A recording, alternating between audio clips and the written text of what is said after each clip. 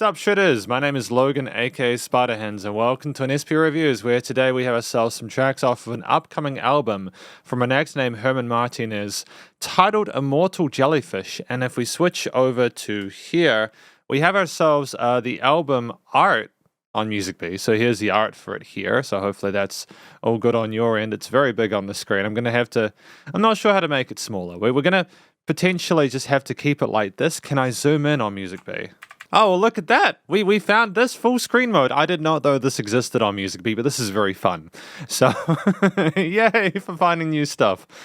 So this is, we're going to be reviewing a few tracks off of this album. Not all of them, but a few, just to be able to get a teaser for it.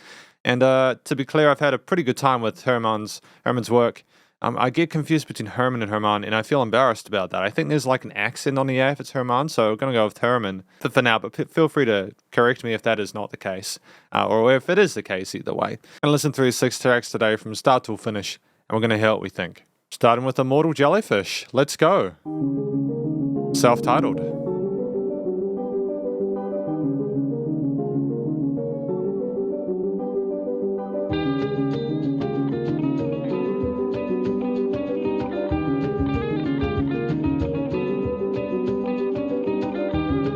I love the modulation of that pattern in the background. The drums coming in to meet it.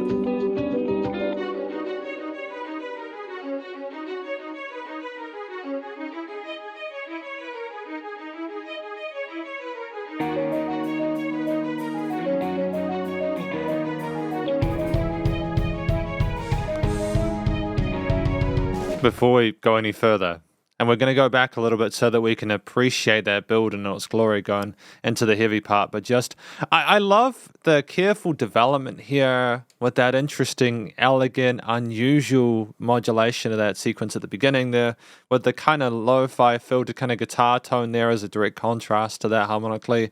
The drums inferring a sense of extra oomph at a pace soon enough. And then, of course, we've just got ourselves the strings going between the sides of the stereo field. There's so much to keep a listener entertained. I said I'd go back, didn't I? We'll go back to here. We'll go back to here.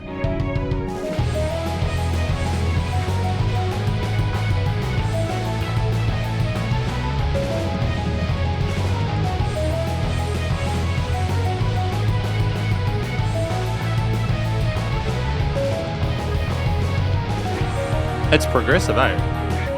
I mean, that's a lot of Herman's work, but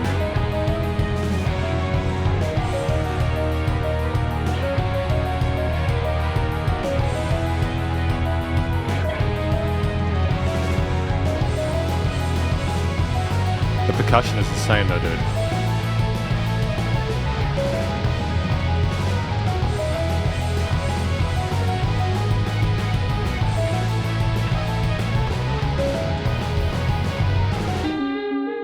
Dynamic range as well.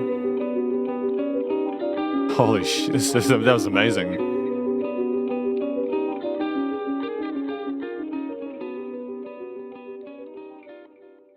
Dude, I'm utterly stoked with that. I'm really stoked with that. I think that was an absolutely slick track. Like, I hear that and I think I could never have expected that middle of the bell curve there to be as impressive as it was with the 16th to 32nd fills, the snare focuses there, the crashes, the changes in the time signatures, etc. It was chaotic, but it was fantastic. And I think the strangeness of the intro motif really did kind of give a hint to that little bit of foreshadowing. But also, I want to give a shout out to the fact that not only do we have that aforementioned dynamic range coming down from that bell curve nice and neatly, it's also just the fact that it still sounded super duper tight. There was still a sense of smoothness the whole entire way. And in a short form track like this, it was incredibly effective. And there was no need for vocals. I think so I don't know how many of these are instrumental. I've heard a lot of instrumental stuff from Herman before, but we're just going to continue forward and see how we go with the rest. But definitely, we don't need vocals in tracks like these if they've got this much going on. It's more than acceptable. We've got track number 2 now, The Secret Few. Doesn't have to make sense. Seen this song before. Done more with less. Done less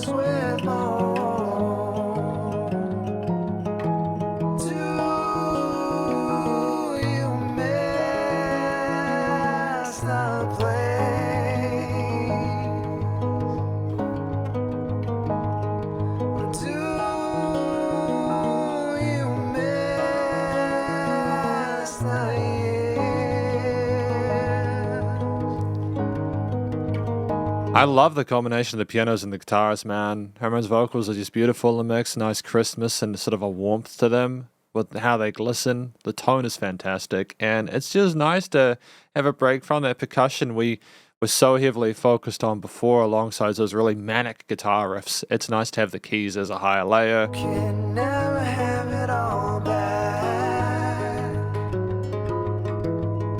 Wasting so much time on this compulsive need to rhyme. Do you miss the play?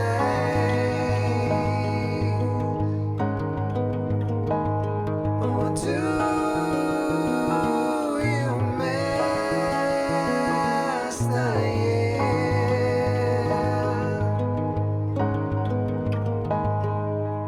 I mean, like, it's just sensational. It's almost like a ballad format.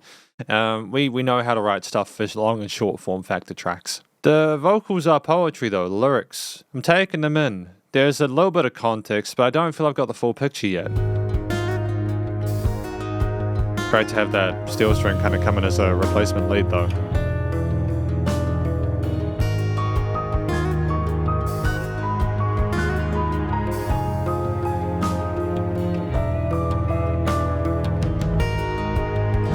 And the strings are so full sounding. Great legato feel to those.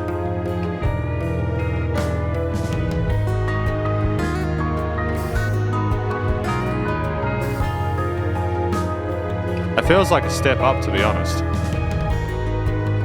Not that that's an easy thing to do, because Herman's work has been really good. You know, his previous albums are fantastic.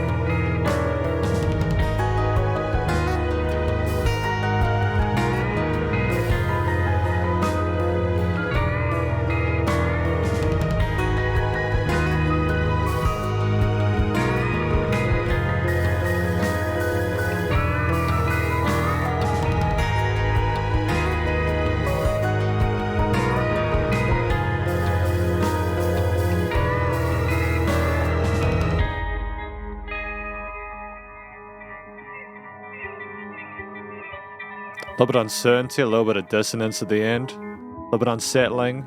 Not really sure what to make of it. It's an interesting twist in the tale, to be sure.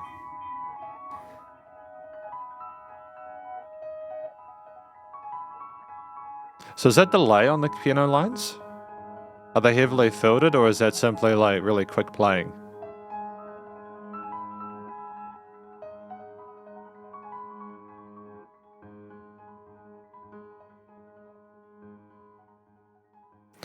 So as we're Immortal Jellyfish kind of sounded like a big boss battle, especially that middle section where things were very, very sort of like dynamically intense there. I'm going to have a listen through the lyrics for this one again, see if I can ascertain the meaning behind it, just to focus on that alone. So when we listen to parts like, do you miss this place, do you miss the years, is that the secret few who know about it? Is that what the indication of this? Because it seems like, especially with the strings, the key parts, it seems like we've got a sense of nostalgia for something that we had before.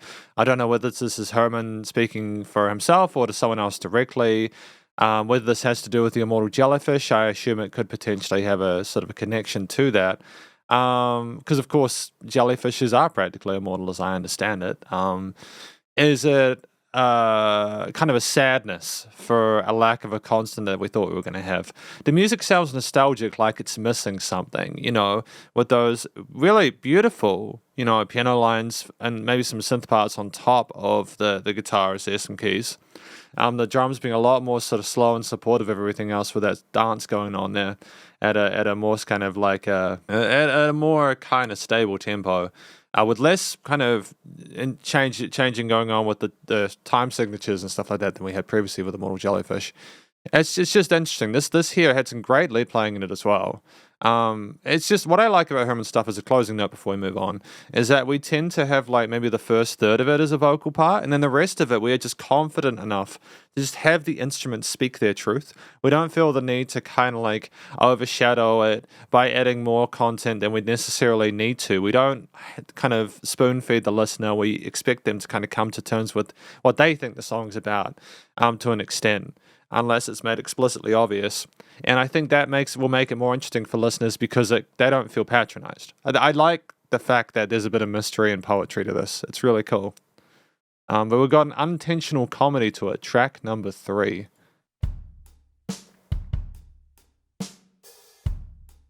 These tracks are shorter too as well, the ones I've previously heard from previous albums.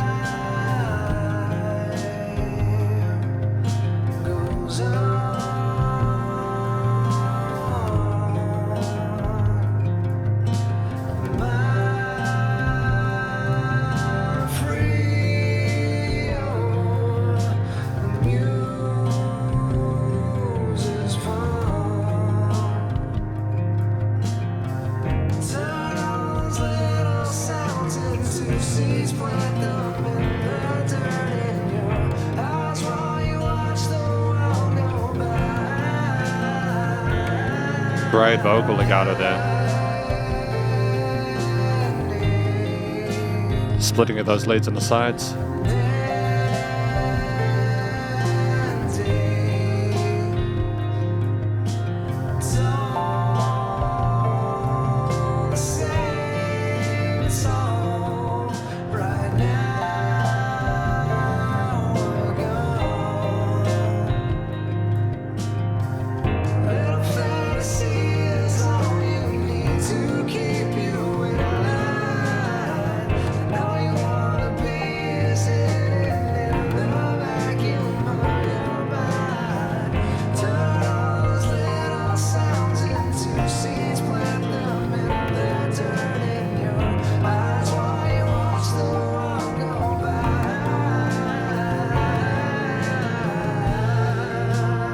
Sounds like a place to pause there. I just was listening intently to the lyrics there. There's interesting stuff going, like talking about, watching the world go by. Is that an unintentional comedy, just being a part of it?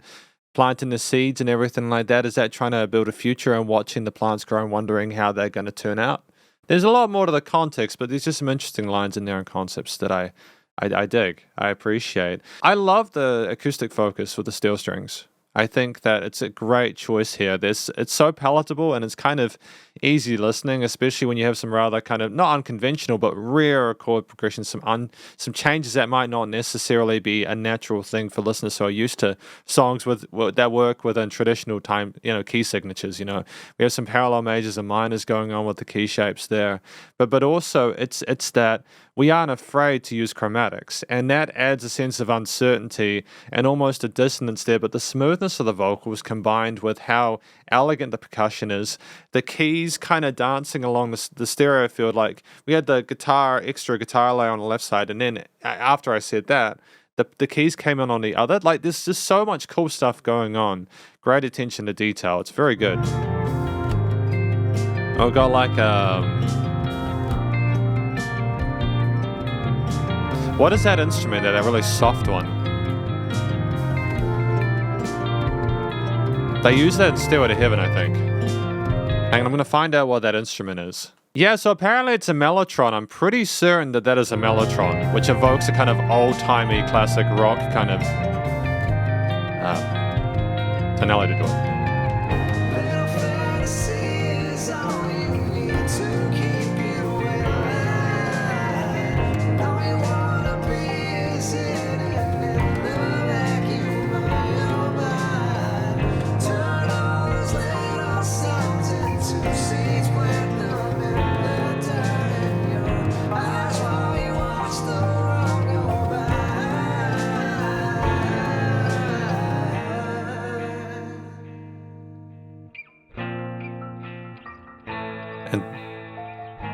Lovely rhythm delay tails on these.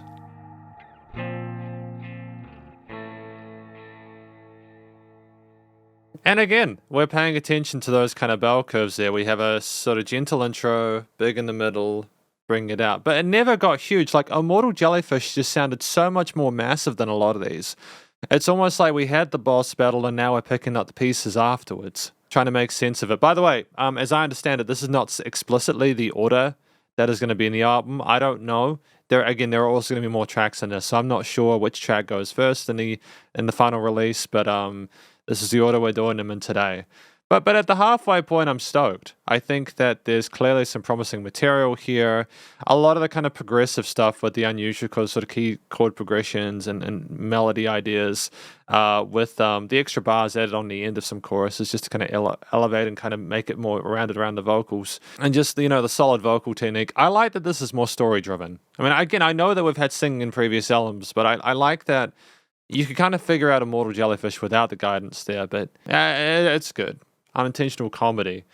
We're going to move on to Codons now. I'm not sure what Codons means.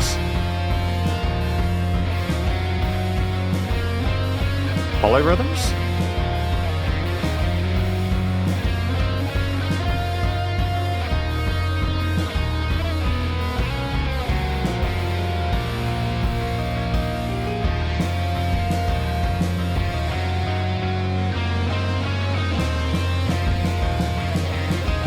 Fantastic intensity there.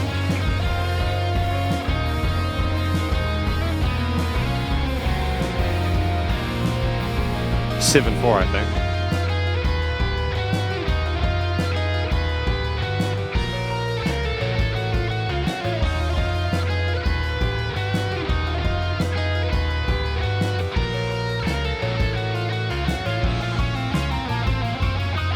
Can you hear that really subtle piano line behind it, kind of in unison with those lead licks? I think that's a great little higher end accent there. Helps to kind of, even though there's some really interesting phrasings going on with the solos, it's just a little bit of extra spice and zazz to kind of like keep the listener going, yeah, okay, we're going to get more than this. That's cool. I'm already happy, but I want more.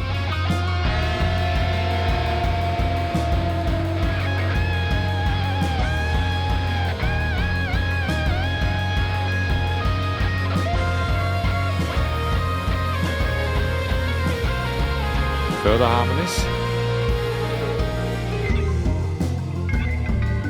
And an organ? Kind of getting almost kind of Dream Theater-esque at this point.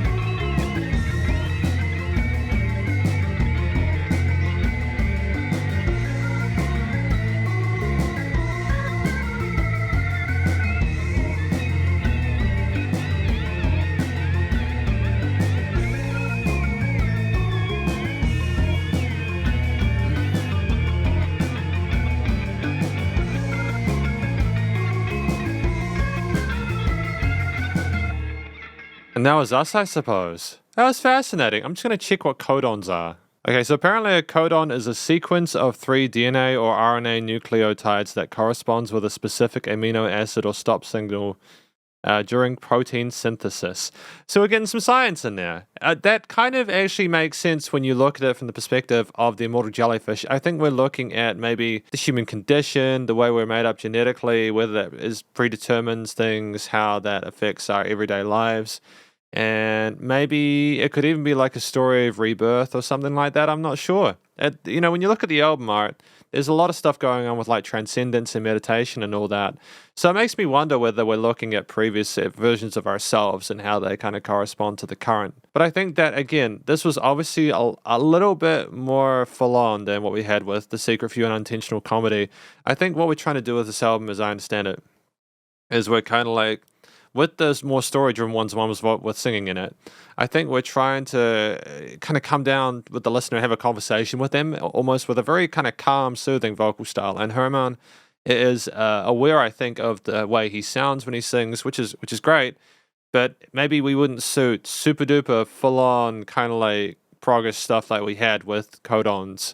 Unless we had like a bit more vocal fry in our voice, or unless we were going way above that. But then, to be fair, with how busy the pianos and guitar parts were, or the organ parts, maybe we didn't have room for vocals in that at all. So we're like allowing ourselves space and room to breathe in the respect where we're kind of bringing stuff down to make room for the vocals. Whereas when there's no singing, bam, we get all the heavy stuff going on. I think that it's a great way to mix things up. These shorter tracks, which are more intense, but then also allow us to not only have a break from the storytelling and the narrative-driven stuff, but also simply to appreciate the instrumentalism, the how proficient it is, because it's some really good lead playing there. Like, they were fascinating passages, unpredictable, but even though some of them were kind of like edgy and unusual, they were still pleasant to listen to. I think they would be accessible to like an audience, even if they're not necessarily used to the unconventional decisions here.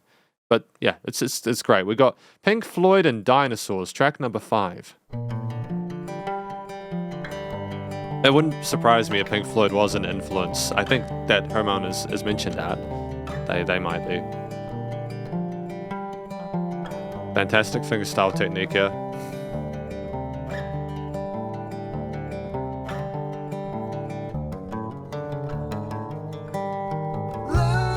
Oh, that was unexpected.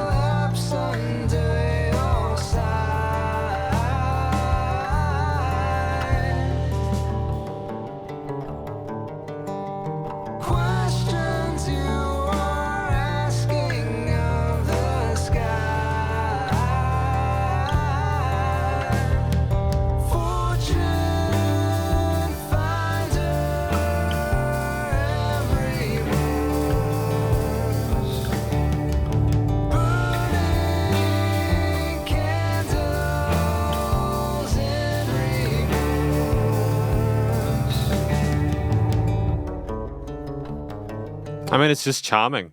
It's just charming. We have the kind of the raises there with the vocals, with that really kind of warm, kind of tender tonality to it. You know, and then we just come back to this really. I love the triplet flow with it. The rhythm is not something we've necessarily had so much in this groove wise, but it's very welcome here at this point.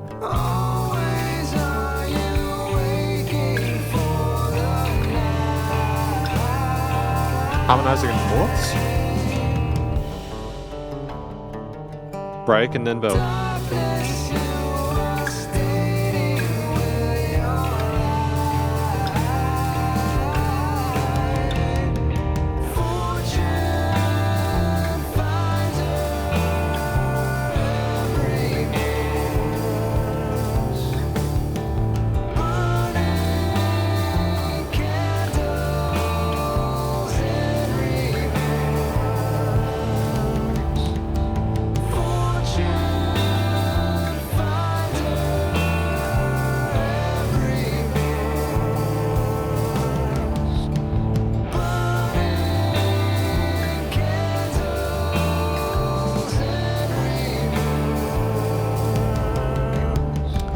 Fortune Finder, and I couldn't get the words clearly after that, but putting candles in reverse. Not sure how to take that one. Is that almost like we are trying to take back time, going backwards? Is that it?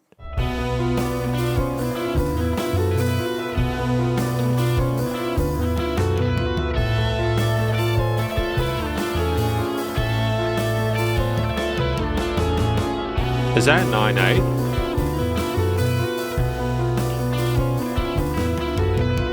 That's a very deliberate thing.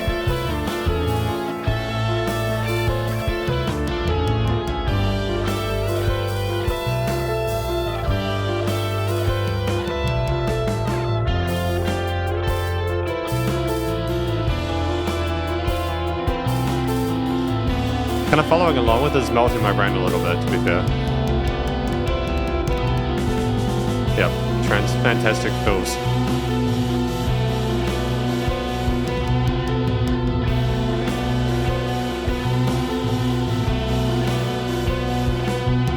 In sections like this, it's really difficult to necessarily know like what instrument to follow. Do I go along with the pianos, which seem reasonably consistent in that low end, or do I kind of play around and focus on the guitars where they're a little bit more sort of unpredictable and maybe a little bit more kind of like scintillating, or do I just roll with the drums?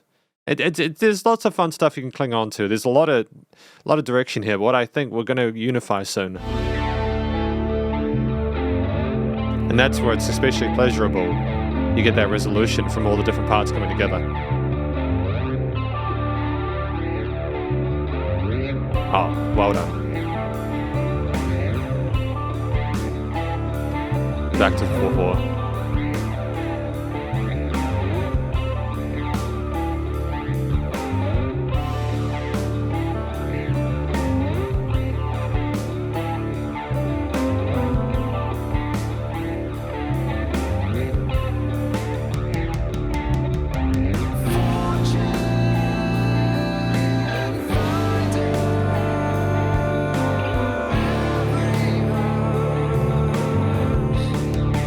Like every hearse, every curse. I'm not sure what that last word is. I'm supposing that that probably rhymes with reverse, right? I'm just not getting that word clearly.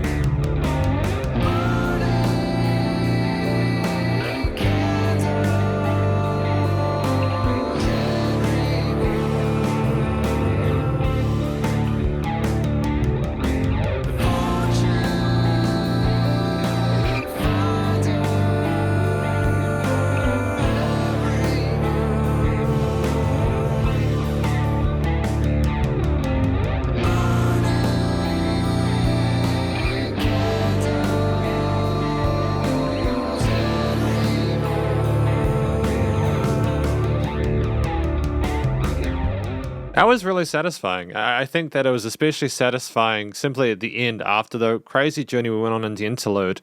Well, with really cool instrumental parts, don't get me wrong. It was just so kind of out there, and it really goes to show what we're capable of when Herman gets a longer form factor with 4.5 minutes. I am never disappointed when we get longer tracks because we can write them well. There's no needless repetition of parts that already exist in the sense that it's not derivative, it's not lazy.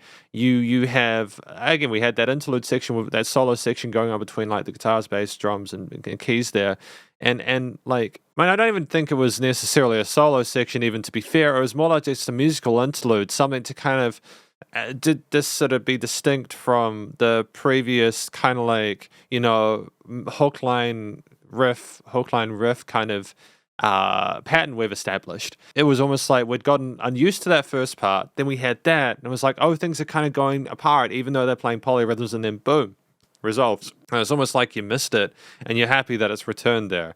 And we just finish on that. The flanging on the guitars was cool as well. I want to say that as well. I think the kind of almost Toolish, like Tool the band. I mean, the Toolish kind of flanging and the da da da da da da da da da da da. I think just there's some really cool riffs as well. If I sound like I'm being overly positive, I'm not, because I feel I need to. There's just a lot of really cool stuff going on within this album, and it's really promising. I'm not sure what it had to do with Pink Floyd and Dinosaurs, though. Maybe Dinosaurs is a reference to going back in time or something like that. I'm not sure, but we're going to figure it out. So basically, we got Bonzai Kitten, track number 6 for today.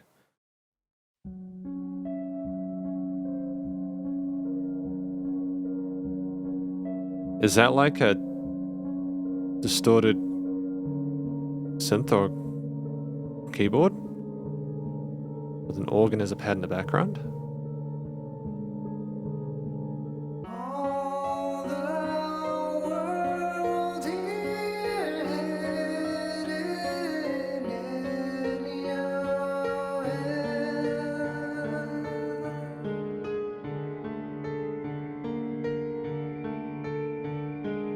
Rolling between augmented and diminished.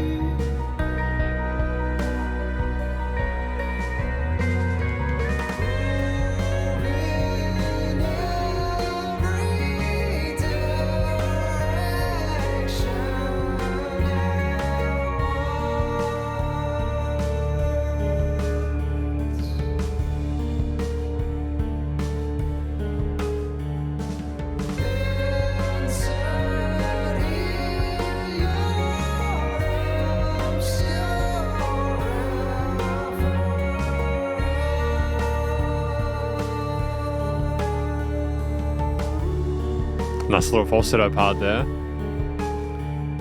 You know, we're talking about the world being in your hand and everything like that, almost like we're unsure about the consequences of that. And just the trepidation in the piano motif there. The guitar is highlighting some uncommon, maybe a little bit awkward notes in the harmony. The drums, again, rolling with that triplet groove as if it's like a slow dance. And the bass being so full in the mix there and so final. It really is a different sort of atmosphere to what I've had previously.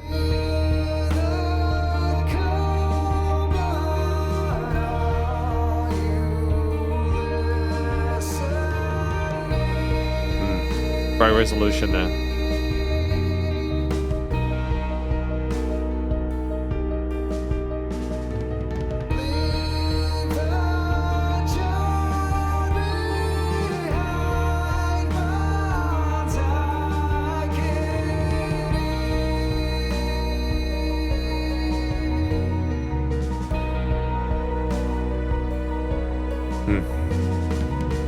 Fantastic time to include the strings there.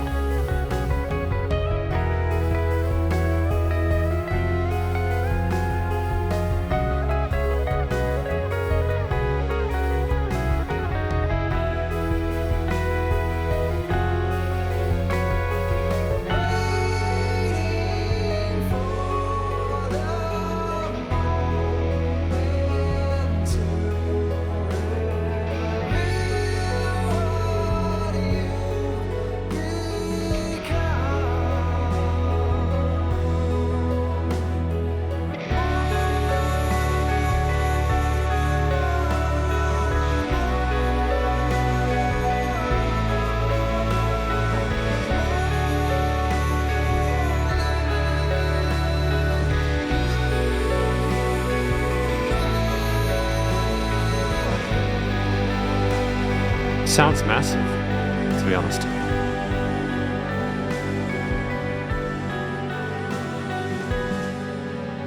And then we just let the decay tails fade out.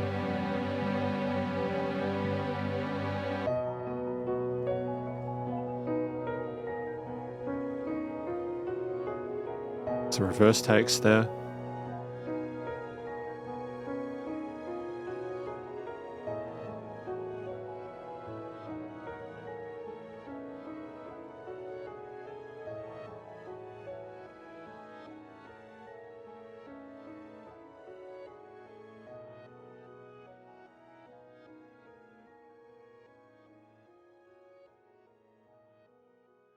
I suppose that's us, isn't it?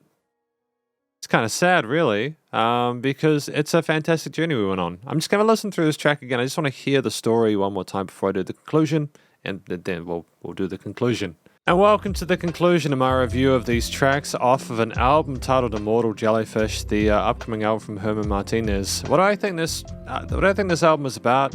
I mean, Bonzai Kitten, I didn't get all the words through clearly. Some of the parts I did. We're talking about the world being hidden in their hands and, asking if you're listening. So is it about looking at someone who is in control of the entire kind of ethos, the future or whatever, and going, moving in all directions?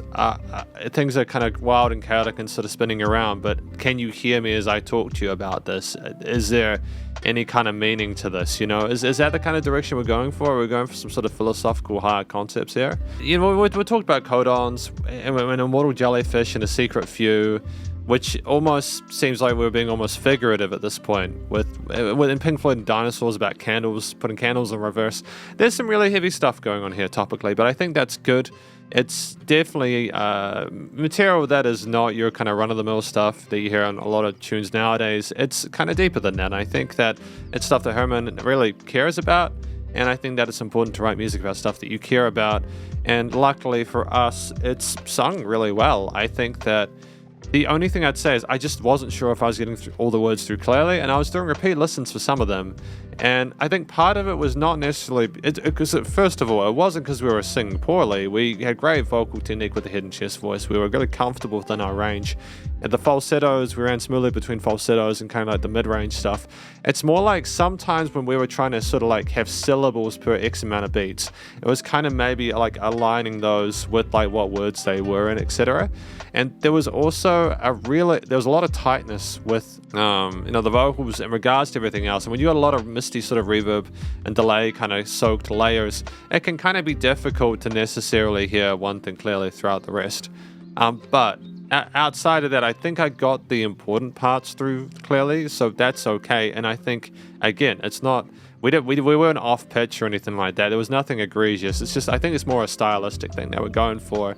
We have sort of a smoother, almost legato-ish kind of flow to it. And that's fine. That's okay. But outside of that, I think that it's important with this album to treat the vocals not only as a storytelling device, but also as an additional instrument in the mix, because they basically practically serve as like a mid to higher layer on top of the various sort of key parts, the organs, the guitars, the bass, the drums, any synth parts, etc. And it's wonderful, because these tracks within this album ranged in length from like 1 minute sort of 30 to like nearly 5 with Bonzai Kitten. Immortal Jellyfish and Codons were instrumentals, and they were pretty feisty and fiery. Lots of really engaging, interesting lead patterns there between like the pianos, the guitars, the bass, and the drums there.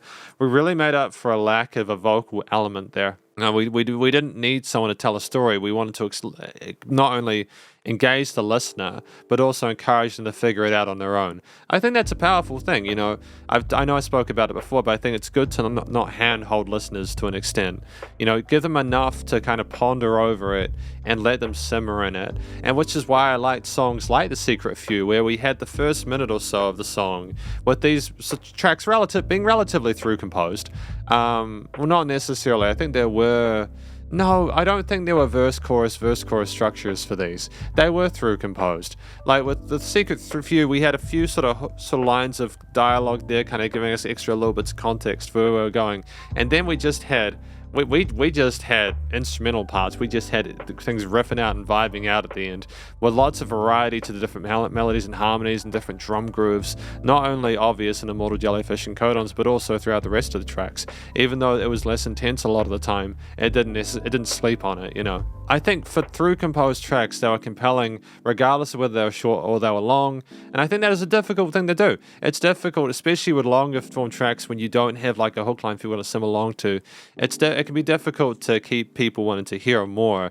But then I think what we're doing here is, obviously Immortal Jellyfish, the first one here, if that is like the first one off of the album, for instance, that is just bam, catch the listener's attention. And in Secret Few, it would be such a contrast that it continues to get people sort of interested in it, as if to say, wow, I wasn't expecting that to be like that. I wonder what's going to happen next. And each of the tracks is unique enough to be able to sort of like examine it on their own and enjoy it individually.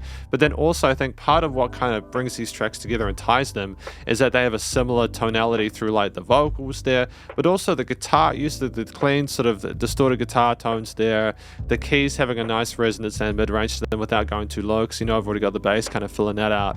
But then also the steel string acoustic starts were very elegant and articulate.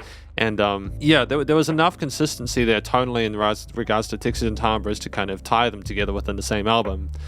I think that the technicality of the performance was extreme. Like, not like, we weren't doing like sort of like Yngwie Malmsteen like shred or anything like that. It's more like there was a lot of intricacy within the various components. We didn't just like layer simple ideas over each other and make it complex through the way that things were arranged. It's more like we had sort of really fascinating kind of concepts on the guitars that we didn't sleep on. We have like 2 to 3 per track. Then the drums would do different fills, or they do different sort of cymbal grooves or whatever to kind of continue to develop and maintain that. The bass guitar was relatively conservative in that regard. We traditionally stuck to the root notes, because I think having the bass guitar as a more simple element there as a sort of a way of kind of balancing the equilibrium a little between the kind of crazy stuff and having a more of a kind of a steadfast kind of thing was good, as per the organs as well. When we had those, the organs were a little bit more sort of chilled out, and occasionally when we did have pads in there, they were kind of constant as well, as per, you don't really get a lot of joy out of it pad if it's all manic like. But I think ultimately the music in general sounded incredibly mysterious, sort of otherworldly, like we were exploring higher concepts. I think that made a lot of sense. But partly the reason that it was kind of strange and sort of progressive is because of the unconventional kind of time signatures going between like 7/4, like 9/4, or whatever. or like, 17, 16, or like they're all, there's always sort of crazy things going on there. So it's the use of like the parallel majors minors and the chromatics there made it a more of an interesting experience. I'm not going to pretend it's for everyone, but I think there was also a relative level of restraint shown by Herman with these tracks, where I think that even if you're not necessarily used to it, you could probably still get behind it because it's a sometimes thing. And I think that the transitions from those kind of alternative time signatures to 4/4 were so smooth, especially with Pink Floyd and Dinosaurs, if I'm not mistaken. It's great. It's very satisfying when it returns to that 4/4. You almost feel like you're home. But yeah, I think that things were well performed, well written, showcased a great understanding of how to play the guitars, bass, and drums and piano, how to balance things and keep them sort of like interesting without being too overwhelming for the listener, even with the more sort of aggressive tracks like Immortal Jellyfish and Codons, especially in the beginning of in the middle part of Immortal Jellyfish, where things became overwhelming. And I'm aware in Bonzai Kitten, things became euphoric and incredible. There were some like dissonant notes that would then resolve to the normal triad and would kind of continue to build up and up and up and up and up. Great attention to detail, and there was dynamic range as well. The tracks didn't just have a similar loudness throughout. They had quieter and louder sections, especially with some of the tracks that were very kind of like sort of almost respectfully, almost, how do I describe it? It's like they knew they'd done some really loud stuff, so they came quiet at the end just to kind of simmer it out. And if we're honest, that's what we need. I think that things were well played and well performed and well structured, and I think it's really promising like introduction to this new album. I mean, finally, the studio production, recording, mixing, and mastering, aside from not getting some of the words clearly, I think everything with the vocals was great. I liked the reverb tails on them. I think that it was nice to have them a bit sort of like longer in the tooth. In regards to decay tails, we had obviously the guitars were nicely balanced there with variations in the position of them in the stereo field as per the piano as well as per the keys. The bass nice and full on the low end with the drums there, not cutting into it too much, maybe a little bit of side chaining, but nothing too sort of like aggressive there. It was well balanced, I think. And outside of that, you had any other instruments kind of nice and wide in the headphones there, like the pads or the organs, and I think there was like a mistiness to it through the use of, again, reverb and other sort of effects to make it some flanger on the guitars or some phases or whatever as well. Great understanding of how to get the effects we need to get the sound we want. The leveling of the instruments and the vocals in the mix was good. There was dynamic range, so things were at the same loudness all the time, and it was nice and loud without pumping. And I think that there was attention to detail with the position of stuff in the stereo field, not just from the guitars, but a lot of other things there. With the strings kind of going in and out, kind of reverberating from the sides there. There's automation as well. We clearly understand our studio production, and it shows here. And that effort is paying off. Because this is my review, my conclusion of this album, although some of the tracks off this album, Immortal Jellyfish from Herman Martinez. Hopefully you enjoyed it. If you did, please go show them some love via their various social medias and their Bandcamp page, and stay cool and stay safe, and please remember to support your local musicians and artists at this point in time, as either hell more than ever with all the crazy stuff going on in the world, and I'll catch you in the next review. Spiderhands out.